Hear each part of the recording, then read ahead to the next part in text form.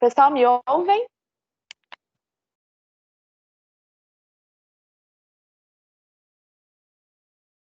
Estão por aí?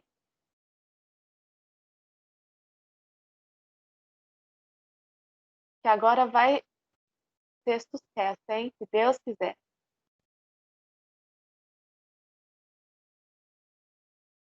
Bom, vamos continuar então. Como eu estava dizendo, não sei se vocês me ouviram, mas peço desculpas, né, por esse percalço aí. Alguns alunos não conseguiram ver, e como eu estou dando aula ao mesmo tempo que estava tentando ver o WhatsApp, para quem entrou fora do horário do início da aula, peço desculpas que não conseguiram entrar, acho que foram uns 2, 3 casos, mas fico à disposição. Essa aula, essa parte anterior, foi gravada, assim como está sendo essa parte também.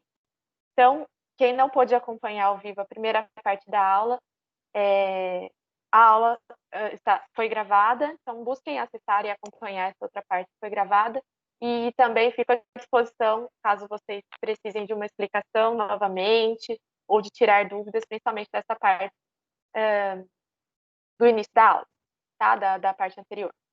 Muito bem, vamos tocar o bonde então, porque camarão que dorme, a onda leva. Então, gente, vamos voltar aqui para o ponto onde paramos, sobre o tal do microhematócrito. Então, retomando aonde estávamos, né, no início dessa aula sobre anemias,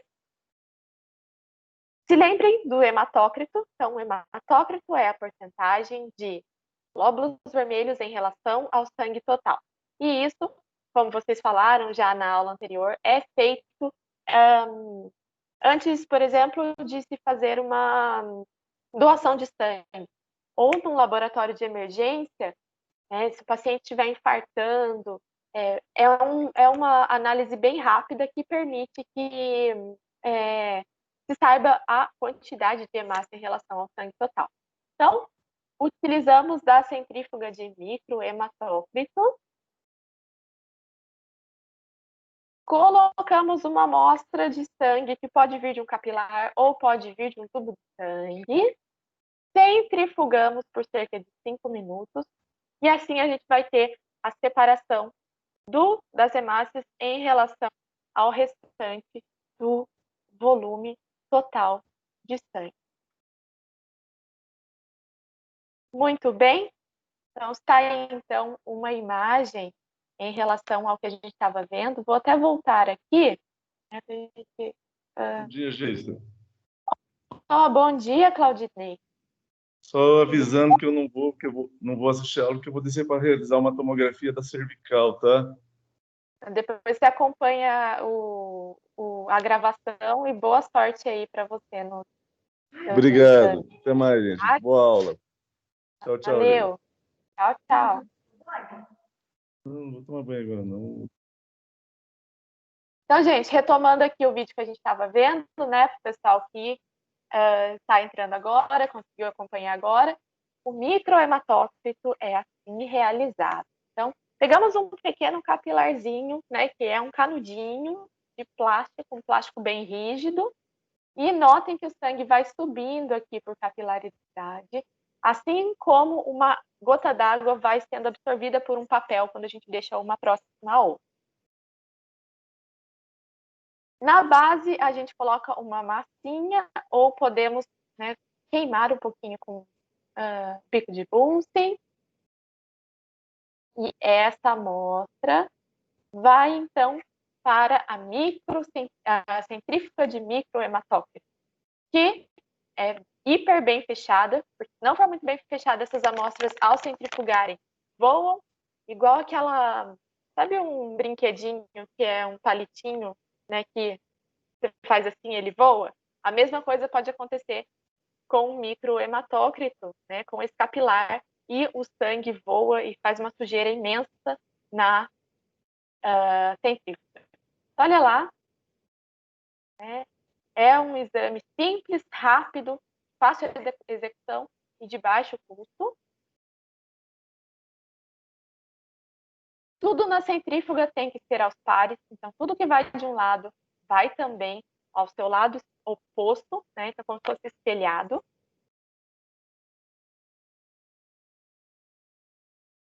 Nunca se esqueçam no laboratório de fechar essa tampa e muito bem rosqueada, gente. Nunca esqueçam disso, senão aqui é uma amostra de um paciente só vezes dois, né? Ele fez 2 amostras de um paciente. Mas, por vezes, podemos ter a amostra de vários pacientes ao mesmo tempo.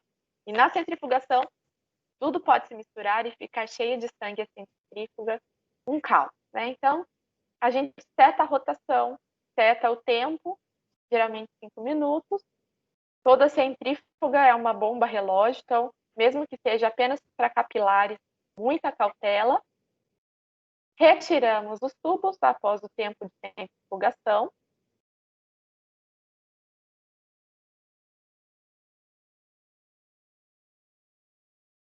Abrimos a tampa rosqueada e pegamos a amostrinha, então, e simplesmente a colocamos em frente a uma tabela padrão que nós utilizamos, né? E essa tabela padrão eu trouxe aqui para vocês verem como nós a avaliamos.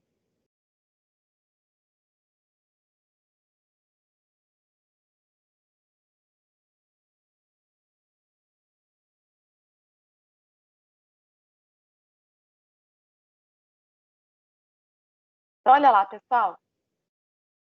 Coleta, que pode ser direto de uma punção ou de um tubo de sangue total, vai para a centrífuga de hematócrito e está aqui o padrão que a gente usa para análise, né, para acompanhar o resultado e para assim sabermos qual a porcentagem de hemácias em relação ao volume total. Então, notem que a gente tem aqui uma tabelinha e essa tabela que a gente utiliza no laboratório. Então, o nosso 100%, essa linha, a primeira linha aqui de cima, ela tem que bater com o seu volume total. Então, se o seu volume de sangue, né, acompanha aqui na setinha que eu estou indicando, se o volume total do sangue chega aqui, então aqui você tem que ter o seu 100% estabelecido.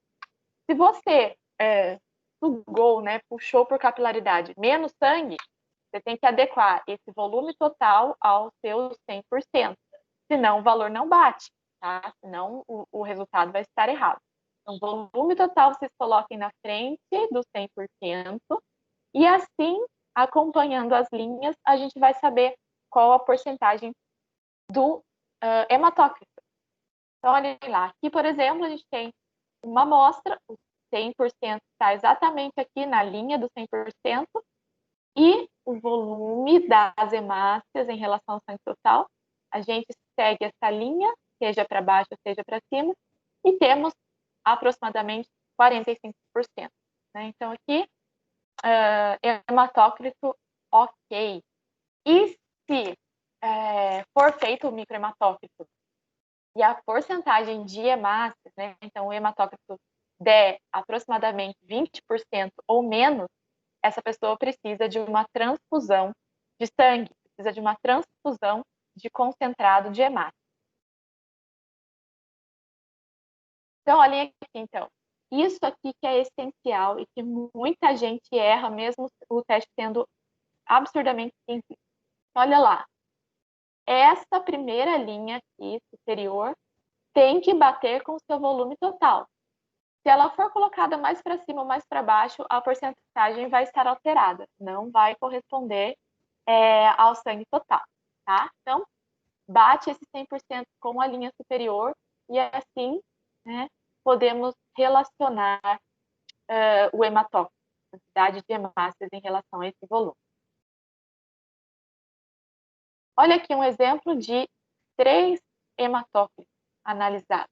Então, a gente tem um aqui, outro aqui e outro aqui. Nesse caso, os 3 têm exatamente o mesmo volume, né? Então, os 3 estão com 100% adequados aqui certinho na ponta da tabela.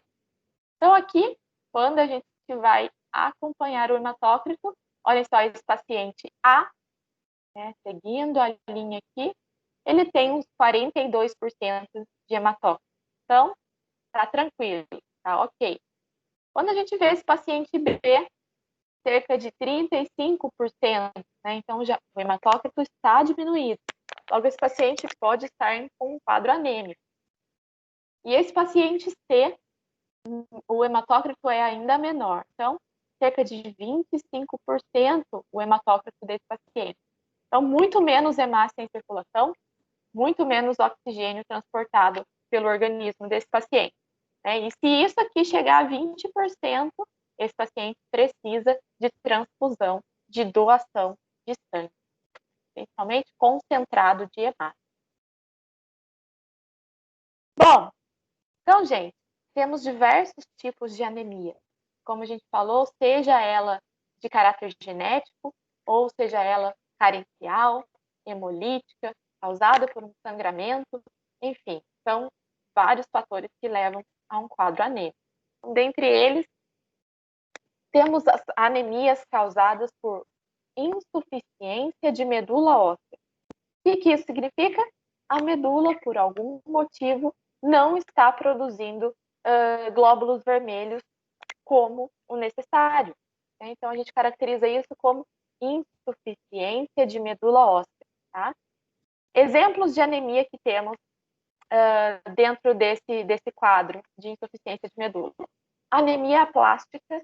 E na anemia plástica, o que acontece é a redução não só dos glóbulos vermelhos, mas de toda a produção de elementos figurados do sangue pela medula óssea. E temos a anemia de Fanconi, que é um tipo de anemia plástica. Temos também a anemia associada a doenças crônicas. Bom, então temos anemias causadas por insuficiência da medula, ou seja, a medula não produz adequadamente hemácias. Temos as anemias caracterizadas como hemolíticas, como o nome já diz, lise hematológica, né? Então, lise das hemácias no caso das anemias. Então, por alguns motivos, sejam eles genéticos, doenças autoimunes, né? Então, temos anemias hemolíticas autoimunes. Então, o organismo, por algum motivo, lisa as suas próprias hemácias, diminuindo, assim, a quantidade de hemácias em circulação. Anemias por defeito de membrana, então membranas das hemácias danificadas e, por consequência, elas são hemolizadas. A anemia falciforme também entra dentro das anemias hemolíticas, síndromes hemolíticas.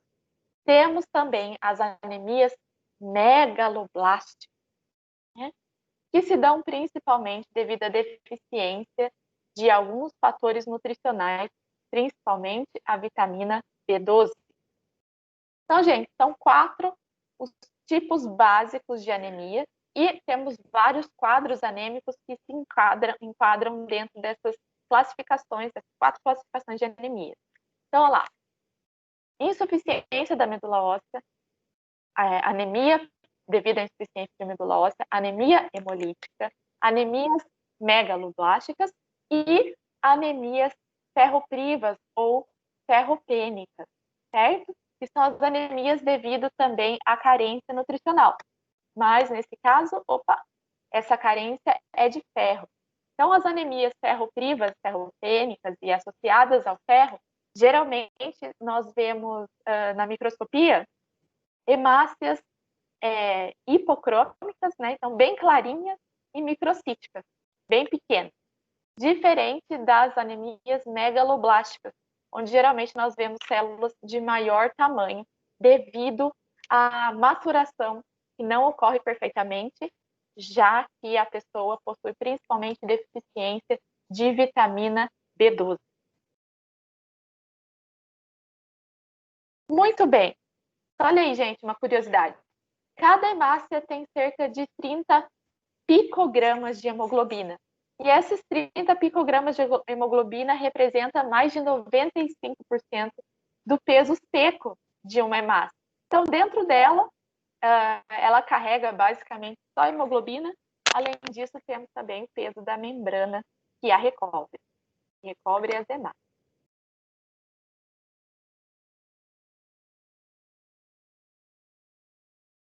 Quando, então, um paciente é denominado ou chamado de anêmico?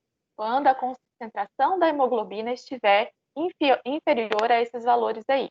Então, como nós comentamos, idade, sexo, a fase do desenvolvimento, tudo isso leva a um maior ou menor teor de hemoglobina nas hemácias.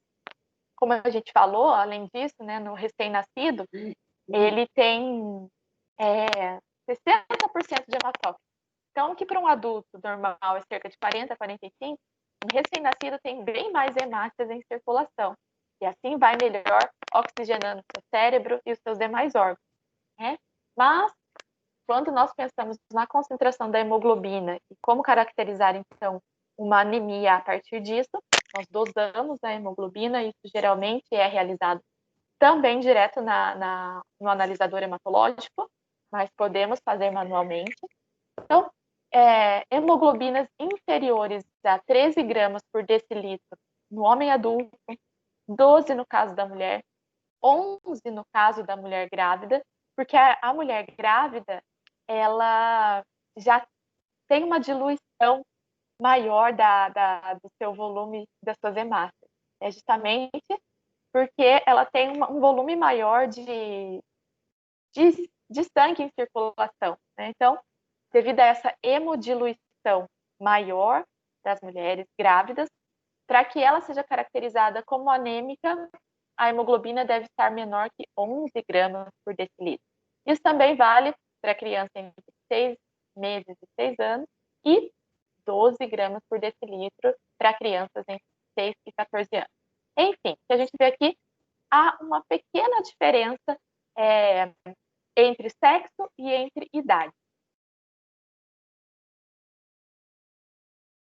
Bom, como eu falei, o principal tipo de anemia que se tem conhecimento é a ferropriva ou ferropênica, né, associada à carência nutricional de ferro principalmente. Mas também é bastante comum e de caráter genético a anemia falciforme. A anemia falciforme, ela precisa que o pai e a mãe daquela pessoa doem o gene, que a gente chama de gene F. Então, é uma doença vamos lembrar das aulas de genética, caráter recessivo. Então, muita gente é portadora, mas não expressa, porque tem um gene dominante que não permite que a doença apareça. Mas, se o pai for portador e a mãe for portadora e ambos doarem esse gene, a criança vai ter anemia falciforme, né? E por muito tempo a anemia falciforme foi chamada de anemia da infância, justamente porque a criança chora muito de dores, e essas dores estão associadas à passagem do sangue pelos pequenos vasos. Então, o que acontece na anemia falciforme é que as hemácias têm sua membrana deformada. E nessa deformação da membrana, ao passar por vasos de pequeno calibre, vamos pensar, a gente tem a hemácia aqui em forma de foice, e vai passar aqui por um vaso de pequeno calibre. Mas essa forma de foice garante a essa hemácia uma certa rigidez. E ela sendo mais rígida, ela não consegue atravessar com facilidade os vasos sanguíneos. E ela barra todo o fluxo sanguíneo que vem vindo para passar nesse vaso. Então, é esse momento que dizem que é muito doloroso. Por quê? Uma hemácia falciforme barrou aqui esse vasinho e o coração está bombando sangue para vir daqui. Né? Então, o coração bomba, bomba, bomba e o sangue passa. Dizem que esse momento dessa passagem é bastante doloroso para essa pessoa que possui a anemia falciforme. E olha só, esses dados são de 2007, porque não temos dados recentes, ou pelo menos eu não encontrei em artigos, nem no Ministério da Saúde, dados mais recentes. Tá aí, pessoal que quiser fazer TCC nessa área, né? A gente fica limitado no Brasil à falta de junção de resultados de cidades diferentes. Né? Então, o último que eu encontrei foi de 2007. E notem, né, a gente tem o AS são a porcentagem da população por região que possui o gene, né? Então, são portadores, que carregam o gene. E o DF são as pessoas que possuem a doença falciforme. Então, herdou do pai e da mãe o gene e possui, por consequência, anemia falciforme. Notem, gente, como na Bahia, principalmente, olha só, 5,3% da população possui o traço falciforme, ou seja, possui o gene, né? Não expressa a doença, porque tem o gene dominante, mas carrega o gene e, se tiver um filho com outra pessoa portadora, pode ter filhos com a doença, com a anemia falciforme. A gente está falando de 5% da população da Bahia carregam esse gene, né? E uma a cada 650 pessoas desenvolve anemia falciforme lá no estado da Bahia. Então, a anemia falciforme,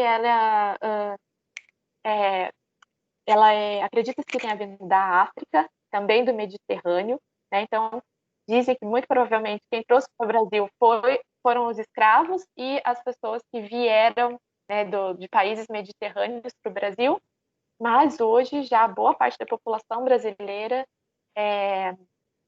possui a doença ou carrega o gene falciforme.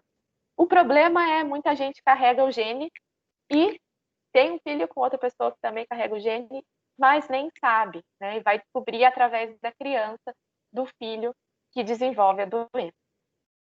Importante, o momento em que essa hemácia falciforme vai adquirir e vai ficar mais estresse, esse caráter falciforme, é quando ela perde o oxigênio dela, quando ela entrega o oxigênio. Então, nesse momento que ela fica com esse formato falciforme. Então, olha só que legal esse vídeo. Vou deixar aqui para mostrar para vocês. Acho que é esse aqui. Então, notem, gente, foquem o olho em uma dessas hemácias. Né? Então, esse é um experimento que eles fizeram mostrando quando a hemácia de pessoas falciformes, de pessoas com anemia falciforme, né? Quando elas estão oxigenadas, elas não estão com tanta alteração de formato. Mas quando elas perdem o oxigênio, é o momento em que elas mudam e ficam com aquele formato mais de foice. Então, notem, foquem o olho em uma hemácia. Por exemplo, essa aqui que eu estou indicando com a setinha. Olha só. E aqui a gente tem a quantidade de oxigênio alta e baixa. Então, notem, quando o oxigênio é alto, vou até voltar aqui, pausar. Vamos lá, quando tiver o gráfico ali, se vê. Muito bem. Vamos focar o olho nessa hemáciazinha aqui, ó, que eu estou marcando com essa mãozinha. Então, gente, quando diminui a quantidade de oxigênio dentro dessa hemácia, ela muda a sua conformação.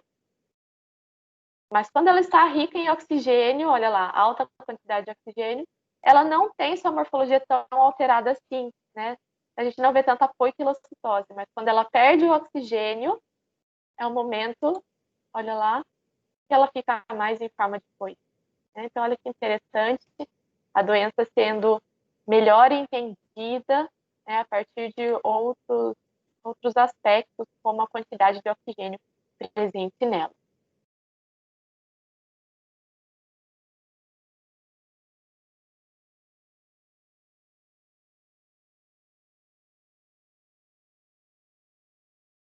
Bom, então a gente falou de caráter genético, falamos também de anemia carencial, né, falta de nutrientes como ferro, de nutrientes como a vitamina B12, mas será que hemorragias muito intensas, hemorragias agudas, causam também anemia? Né? Hemorragias que as nossas plaquetas e nosso sistema de coagulação não dá conta num primeiro instante. Será que isso pode causar anemia? Então, gente, quando esse volume de sangue perdido não é muito grande, o organismo consegue se recuperar. Né? Se recuperar a ponto de repor todo esse volume de sangue perdido. As principais causas de hemorragia, de anemia por causa de hemorragia, se dá por acidentes, cirurgias, hemorragias gastrointestinais e também hemorragias genitais, como, por exemplo, em alguns casos e algumas complicações em parto natural.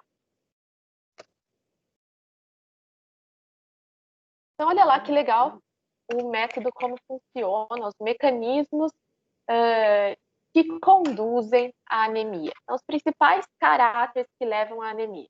Primeiro, perda de sangue aguda em caso de hemorragias muito intensas, agudas, ou seja, no primeiro momento.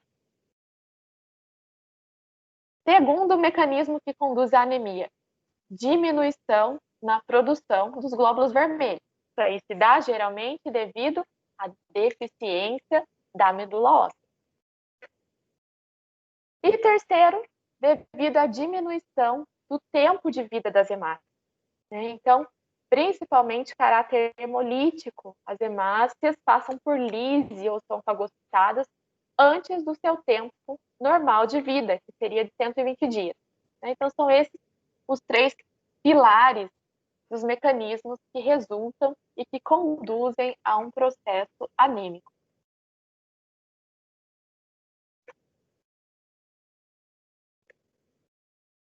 Bom, gente, trouxe para vocês verem, no caso da hemorragia aguda, olha só que legal o método com que o nosso organismo responde àquilo. Então, você teve um corte muito grande, seja por um acidente, ou seja, em uma cirurgia, cortaram uma artéria sua sem querer, e você passou por uma grande hemorragia aguda. Então, nas primeiras horas após a hemorragia, o que a gente vai ter? Se formos fazer o hematócrito para ver se estamos anêmicos, se aquela pessoa com grande hemorragia está anêmica, a gente vai fazer aquele teste que a gente viu do hematócrito, não vai aparecer nada. Não vai aparecer alteração. Por quê? Aquela pessoa está perdendo sangue total.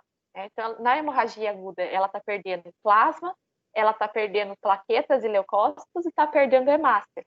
Então, num primeiro momento de hemorragia, o hematócrito não dá alterado, porque não são só hemácias que estão sendo perdidas, mas também o restante dos elementos figurados e o plasma também, A parte líquida está indo tudo embora naquela hemorragia.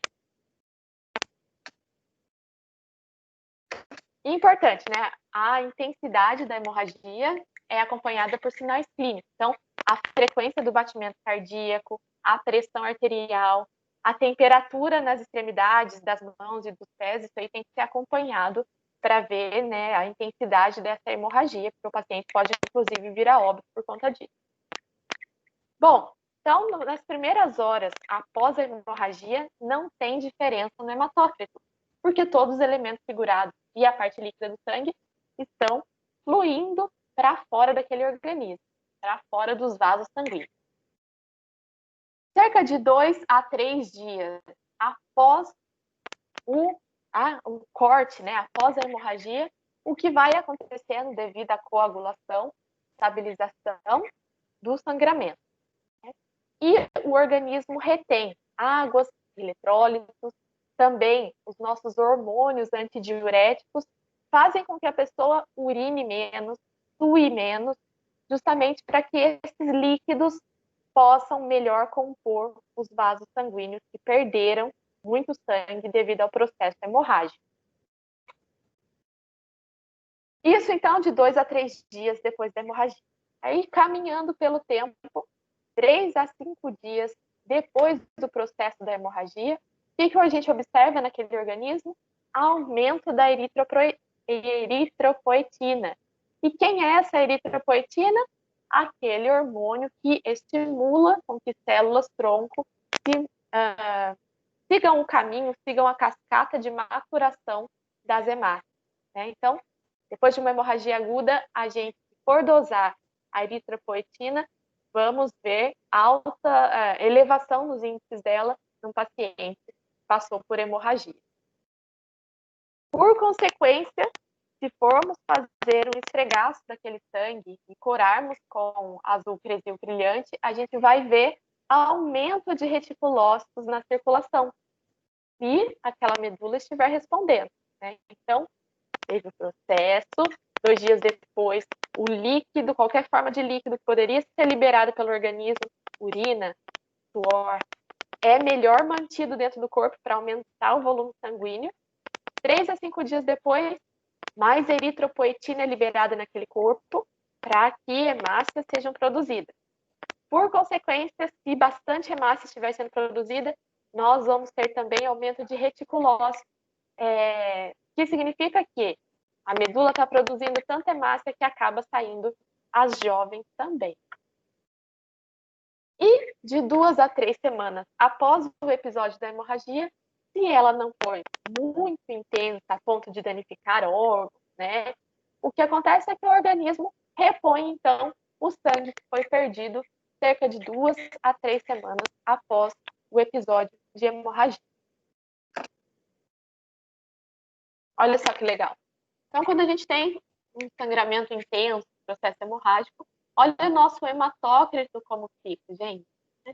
Então, no momento do sangramento, ele está lá estabilizado. Com o passar de 2, 3, por alguns dias, ele reduz, justamente porque foi perdido bastante hemácia. Por um bom tempo, ele é reduzido, mas nesse bom tempo, eritropoetina está sendo liberada para que aquela medula produza mais hemácia. Então, como resposta, a gente vê, cerca de 7 dias depois da hemorragia, um aumento dos reticulócitos, né, na circulação, justamente porque a medula está dando conta, está mandando o que tem. E aqui, depois de cerca de 12 dias, o organismo vai voltando, então, ao seu hematócrito normal. Então, aqui a gente vê exatamente a queda devido à hemorragia e, se o organismo estiver em dia com a sua produção de elementos figurados, ele consegue voltar e conter aquele sangramento intenso, né? E os reticulócitos, por sua vez, vão diminuindo, já que a produção do sangue, dos glóbulos vermelhos, voltou a se estabilizar. Legal, né? Bom, então podemos ter hemorragia de caráter, anemias causadas por uma hemorragia muito intensa. Podemos ter também, como a gente comentou, dentre os mecanismos, anemia devido à menor produção das hemácias, e a menor produção dessas hemácias levam a quantidade menor de hemácias em circulação, por consequência, menos oxigênio chega aos órgãos. O que pode levar, então, a essa menor produção das hemácias? Primeiro, a diferenciação das células lá na medula óssea e a maturação das células também. Então, se houver alguma deficiência na diferenciação de célula-tronco até hemácia e na maturação dela, isso leva a um quadro anêmico também, né? E está associado à maioria dos casos de anemia. Então, se a gente pensar lá na deficiência de ferro, né, o ferro faz parte da hemoglobina. Então, se a gente não tiver ferro suficiente, a hemoglobina não vai ter ferro suficiente, logo o oxigênio não vai se aderir a ela suficientemente, né? Mesma maneira, falta de vitamina B12, as hemácias não são maturadas com precisão, logo não transportam oxigênio de maneira adequada. Então, olha lá, essa imagem aqui, vocês já bem conhecem. Então, as células que carregamos na nossa medula óssea, nós temos a célula tronco hematopoética. Olha que nome bonito, hematopoética. Essas células tronco são bem diferentes das células tronco embrionárias, né? E a capacidade de diferenciação dessas células da medula óssea se resume aos elementos figurados do sangue, né? Diferente de uma célula tronco embrionária, que é capaz de virar qualquer célula do organismo, desde uma célula muscular a um neurônio. Então, a célula tronco que a gente tem na medula óssea se limita a poder se diferenciar e produzir os elementos figurados do sangue. Então, essa célula tronco pode seguir o caminho mieloide e se diferenciar em vários tipos de elementos figurados, ou pode seguir o caminho linfóide e virar basicamente linfócito, tá? seja ele B ou T. Bom, como estamos falando das hemácias, a gente está falando desse caminho aqui que eu estou mostrando pela setinha. Então, para que ela siga a diferenciação nesse caminho, ela precisa receber o estímulo da eritropoetina, né? E assim, essa célula indiferenciada, essa célula tronco, vai se maturando, né? Vai evoluindo ao longo da vida dela, até no final virar um glóbulo vermelho e cair em circulação. Então, esse é o caminho que ela segue. Célula tronco indiferenciada vem para o caminho mieloide e passa por essas etapas que eu tenho aqui, acho que melhor descritas para vocês. Tá? São essas as fases da maturação para que ela vire uma hemácia. Então, temos um proeritroblasto, então é uma célula bebezona que passa por fases chamadas de eritroblasto, né? Blasto, célula jovem. Né? Então, eritro de eritrócito, que é a mesma coisa que hemácia, jovem. Podemos encontrar em circulação eritroblasto policromático e o ortocromático. Né? Então, se lembra das imagens das lâminas que nós vimos, a gente vê principalmente esse ortocromático, óbvio, não em condições saudáveis e fisiológicas, mas quando a medula está liberando tudo que tem. Então, o eritroblasto ortocromático, a gente enxerga ele nesse momento de extrusão do núcleo. Em seguida, temos os reticulócitos, e até essa fase, o normal é que ocorra dentro da medula, para que na circulação ela esteja prontinha para exercer sua função como hemácia. Então, são essas as fases da maturação para que se tenha uma hemácia no final, né, de todo esse processo. E olha só, gente, dentro das hemácias, elas se libertam, né, se desapegam de tudo que não presta para elas e são compostas, como a gente viu, 95% do peso de uma hemácia é hemoglobina. Né? E no nosso organismo, a gente tem estoques de ferro. Inclusive, pode-se ter intoxicação por excesso de ferro, que pode levar a óbito, inclusive. Né? Então, tem gente que até suicídio pode ser feito por excesso de ferro ou contato direto com muito ferro. Esse ferro pode se acumular em órgãos, principalmente órgãos endócrinos, e pode levar a óbito. Mas a maior parte do ferro que a gente tem no nosso organismo está dentro das hemácias, né? Faz parte da hemoglobina.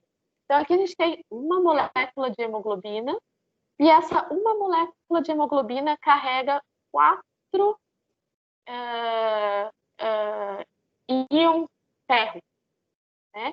E é a eles que o oxigênio vai se aderir, e assim ser transportado por meio da hemácia. Olha lá, gente, na nossa hemoglobina, cada molécula de hemoglobina possui 4 íons ferro, e cada molécula de hemoglobina carrega 4 moléculas de oxigênio. Então, cada hemoglobina carrega 4 moléculas de oxigênio. Mas, dentro de uma hemáciazinha, né, dentro dos 7 micrômetros, que é o tamanho de uma hemácia, dentro dela tem 250 milhões de hemoglobinas, né? Isso permite com que cada hemáciazinha carregue, transporte cerca de 1 bilhão de moléculas de oxigênio. Né? E isso é impactado no caso das morfologias alteradas. Lembram da poiquilocitose da semana passada? Então, quando a hemácia não está em seu formato, nem em sua maturação completa, ela vai carregar menos oxigênio.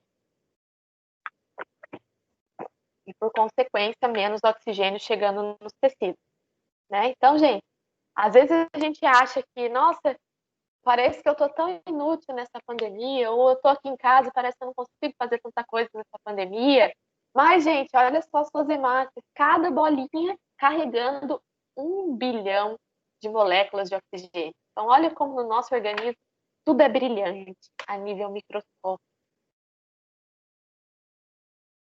Então, deixei para vocês, né, essa aula, esse slide está na aula 4, e tem lá um vídeo legal mostrando, deixei esse link lá para vocês, o processo da hemoglobina. Bom, então, quando se falta ferro, os depósitos estão esgotados. E como a gente viu, boa parte do ferro está armazenado nas hemácias, mas também em alguns órgãos endócrinos.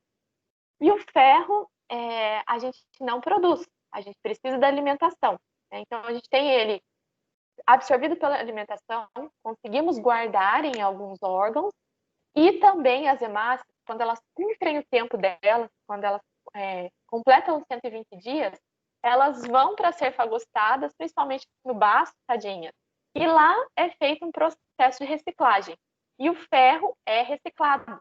Então, o ferro das hemácias que morrem é reaproveitado para a produção das novas hemácias que virão na medula óssea. Bom, essa lâmina tá um horror, né? Não tem foco nenhum, dá até vergonha de mostrar. Mas esse aí é para vocês verem hemácias microcíticas e hemácias hipocrômicas. Então, o que a gente tem aqui, hemácias pequenas, né? Olha só o tamanho dessas hemácias, inclusive em poiquilocitose, né? Então, alterações de formato. Olha aqui, olha só, espículas. Lembra aquela uma que parece aquela formato com 4 espículas que parece um bercinho, né? A gente tem um aqui muito pouco coradas, que é o que a gente chama de hipocrômicas. Né? Então, o núcleo central, que teria cerca de 1/3 de palidez, aqui a gente vê bem mais. Essas hemácias têm menos hemoglobina e, além disso, seu tamanho está reduzido, logo são microcíticas. Isso é característica de anemia por deficiência de ferro, principalmente, né? Entre outras anemias também. Aqui a gente também vê grande alteração das hemácias. Então, notem aqui, hemácias saudáveis nesse quadrinho pequenininho aqui, e ao lado a gente vê hemácias muito hipocrômicas, né? Então bem pálidas em relação à sua morfologia em estado saudável. Né? Então temos vários exemplos de poiquilocitose também, mais uma vez aquela que parece um bercinho com 4 espículas, e obviamente carregam menos oxigênio do que em condições fisiológicas. Bom, no caso de anemias severas, notem como a irrigação do sangue é nítida e diferente. Então, aqui um paciente saudável e aqui um paciente anêmico, nós temos diferença, inclusive, na intensidade da irrigação sanguínea que chega nos tecidos. Né? E a anemia pode levar à hipóxia, que é a falta de oxigenação de maneira geral no tecido. Bom, voltando então para os mecanismos que estávamos estudando, né? Então, passamos pela hemorragia, passamos pela diminuição na produção das hemácias, e também as hemácias podem ter caráter de serem mais destruídas, ou melhor dizendo, as anemias podem ter caráter de maior destruição das hemácias. Então, nesses casos, o que a gente tem de maior exemplo são anemias hemolíticas, né? E tem doenças que são autoimunes. Por algum motivo, o organismo passa a destruir as hemácias, mesmo que não sejam, mesmo que elas ainda não possuam 120 dias de idade. E essas hemácias que são destruídas em abundância, essa destruição pode se dar dentro dos vasos sanguíneos ou fora deles. Então, se a gente for parar para pensar, quando as nossas hemácias cumprem o tempo de vida delas, elas vão até o baço, até o fígado também e a medula, e lá elas são fagocitadas, e como a gente falou, o que dá é reaproveitado, inclusive o ferro. Mas no caso das anemias hemolíticas, essa hemólise se dá fora dos vasos, em maior proporção, mas também dentro do vaso sanguíneo, né? E isso a gente pode caracterizar de uma maneira que eu vou mostrar para vocês aqui. Importante, essas anemias hemolíticas geralmente têm caráter hereditário, né? Mas podem também se dar devido a doenças crônicas ou podem surgir do nada também. Então, gente, quando a hemólise se dá dentro dos vasos sanguíneos, então vamos pensar, né? Tá fluindo o vaso sanguíneo, dentro dele fluindo sangue normalmente, por algum motivo, como, por exemplo, uma doença autoimune, os glóbulos vermelhos começam a se lisar dentro do vaso. Então, isso pode se dar devido, por exemplo, à presença de toxinas. E qual é o problema disso? Quando o glóbulo vermelho, quando a hemácia se rompe no meio do fluxo sanguíneo, a hemoglobina vai ser liberada no meio da circulação, né? E a hemoglobina, diretamente no meio da circulação, ela não consegue transportar oxigênio para os tecidos. E como a gente observa isso, então? Faz parte de uma das análises, uma das uroanálises, ou seja, análise de urina, a quantificação da hemoglobina. Então, se lá na análise de uma amostra de urina aparecer excesso de hemoglobina, que é o que a gente chama de hemoglobinúria, isso é um indício de que na circulação hemácias estão tourando, né? Hemácias estão sendo lisadas, a hemoglobina sai e cai na circulação direto, e no momento da filtração dos rins, elas passam e vão sair lá na urina. Então, a presença de hemoglobina na urina é um indício de hemólise intravascular. Então, olha lá, a hemoglobinúria é um exemplo é um indicativo de hemólise intravascular. O que quer dizer isso? A hemácia se rompe dentro do vaso, a hemoglobina sai, passa pela filtração do rim e está saindo lá na sua urina. Então, é um processo que não é comum e pode levar a anemia de caráter hemolítico. Já a hemólise extravascular é a hemólise que geralmente acontece em alguns órgãos, como baço, fígado e medula. Né? O que vai acontecer? Elas são destruídas, fagocitadas, e o que dá é reaproveitado. O problema é quando essa hemólise acontece em maior intensidade e não só respeitando o tempo de vida das hemácias. Então, isso caracteriza uma hemólise extravascular, que é o mais comum dos fatores de anemia hemolítica. Né? A intravascular acontece em menor proporção, mas se tiver hemoglobina saindo na urina, muito provavelmente os vasos sanguíneos daquela pessoa estão dentro deles destruindo hemácia. Então, gente, os sintomas da anemia nós já bem conhecemos. Vai desde uma dor de cabeça, uma fraqueza, uma cãibra intermitente. Temos também outros fatores associados, né, que são os casos mais graves. E volta a falar, então, dos casos associados à pobreza. Né? A pobreza leva à falta de alimentação e, por consequência, pode resultar em anemias carenciais. A pobreza leva à falta de saneamento, pode levar a parasitoses, e essas parasitoses podem também contribuir com processos anêmicos. Então, é uma bola de neve. Né? Isso pode, por fim, comprometer uma anemia, né, gente? Uma anemia não tratada pode comprometer o desenvolvimento da criança, pode comprometer o desenvolvimento neural, neuromotor e também desempenho sexual.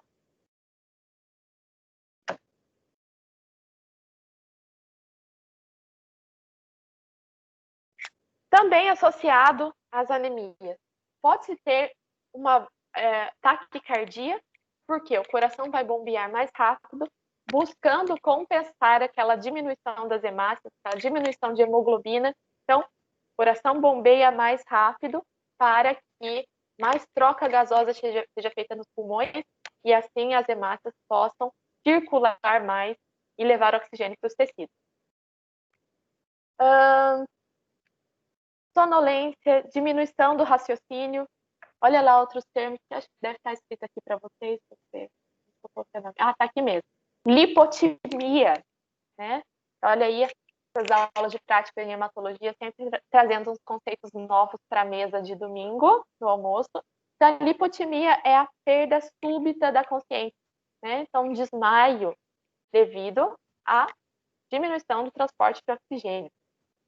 A gente tem também a claudicação, que está escrito aí, que é dor na perna devido à diminuição do fluxo sanguíneo. Então, diminui o fluxo sanguíneo, principalmente nos membros inferiores, isso causa uma dor na perna que é chamada de claudicação intermitente. Temos também a angina, que é a dor no peito devido a essa diminuição no fluxo sanguíneo, que pode se dar também devido a processos anêmicos.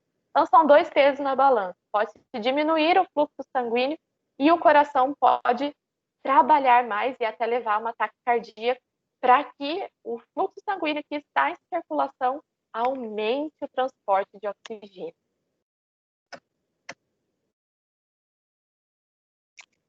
Muito bem, então, para a gente terminar, outro fator associado é a hipóxia, que é a baixa concentração de oxigênio no organismo, né? E a anemia é uma das causas de hipóxia.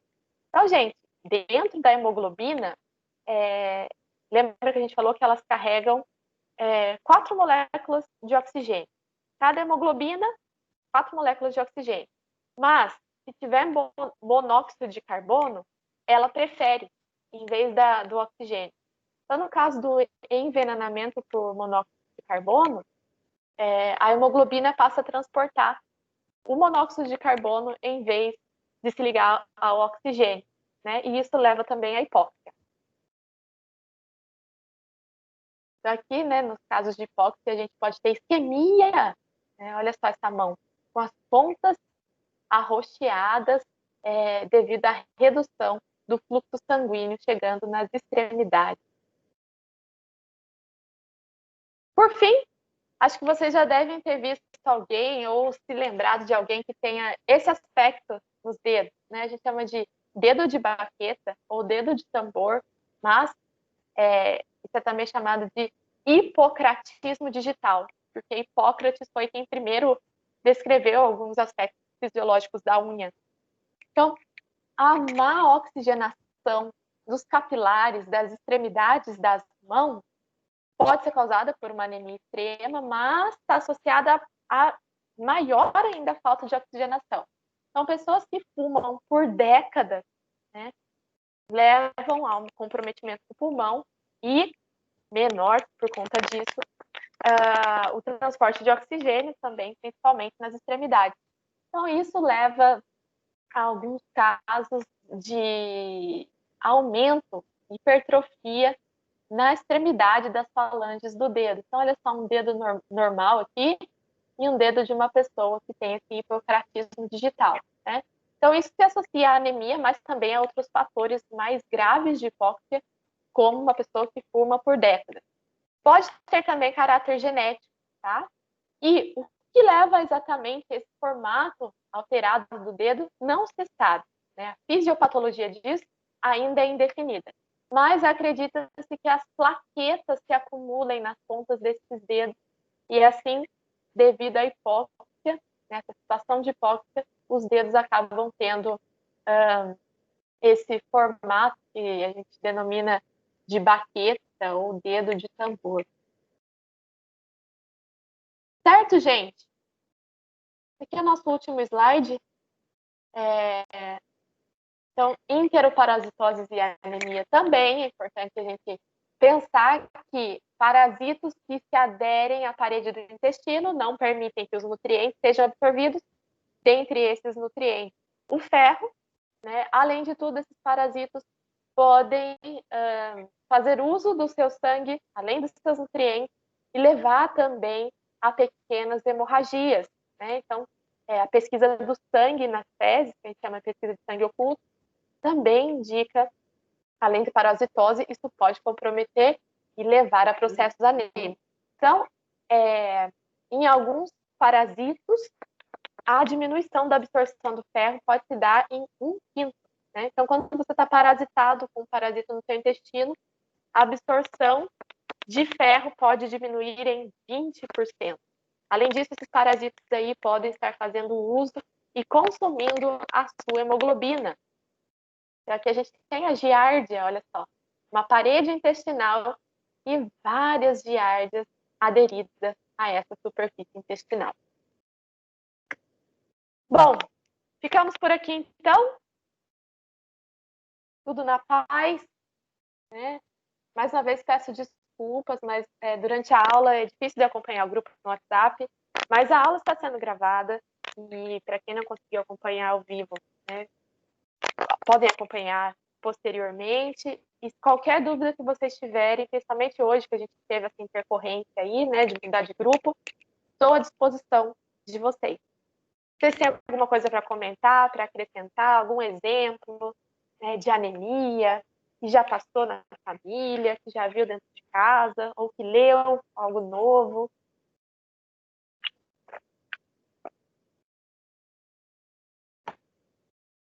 Não? Muito bem. Então, se vocês quiserem, né, pesquisar mais sobre o assunto, se interagir, né, buscarem coisas novas e tiverem coisas novas para trazer, fiquem à vontade. Né, no nosso próximo encontro também. A anemia faz parte da nossa vida, principalmente a ferropriva. Muita gente tem, né? Em relação às outras anemias, a ferropriva, se não me engano, envolve cerca de 90% dos casos de anemia de modo geral. Então, gente, bom final de semana. Não se esqueçam dos alimentos que contêm ferro, né? Não se esqueçam de se alimentarem adequadamente, né? Às vezes a gente não dá muito valor, come um pão, come um hambúrguer, come um chocolate, e é muito importante a nosso fator nutricional, porque se a gente cai em quadros anêmicos, às vezes o tratamento é simples, às vezes não é tão simples assim e torna-se mais complexo. Isso tudo a gente consegue evitar com a nossa alimentação, no caso das anemias de carências nutricionais, né? Então, pessoal, bom fim de semana. A gente se vê na semana que vem, se Deus quiser. Pessoal do estágio, nos vemos nos dias do estágio. Os outros nos vemos na aula de práticas em parasito. E estamos aí para o que precisar, tá bom? Mais uma vez, então, bom fim de semana. E obrigada aí pela parceria de vocês. E até mais.